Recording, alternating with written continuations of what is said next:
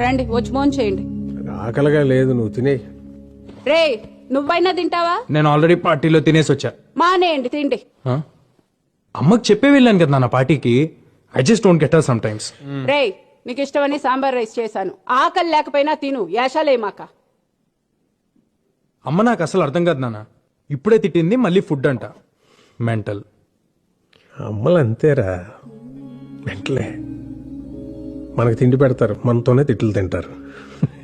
ఏమనుకోవాలని వాళ్ళు అంతేరా. గొడవ పడేది మనతోనే, మన మంచి కోసమే.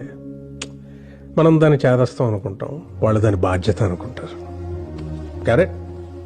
యూనో సంథింగ్, ఇంట్లో అమ్మో నాన్నో తాతయ్యో నాన్నమ్మో లేకపోతే ఇంకెవరు అడుగుతారా మన్ని తిన్నావా ఉన్నావా అని? వాళ్ళు ఉన్నప్పుడు వాళ్ళు వీళ్ళు తెలియదురా.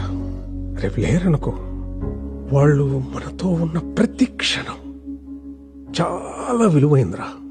Treasure it. సారీ నాన్న, ఇందాక అమ్మ సడన్ గా తిట్టేసిందని. తిడతారా, పెద్దోళ్ళు అన్నాక తిడతారు. పడతాం, ఏమైంది?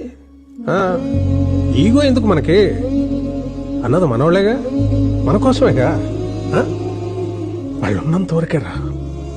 వాళ్ళ చిన్న పిల్లలు, వాళ్ళు పోతే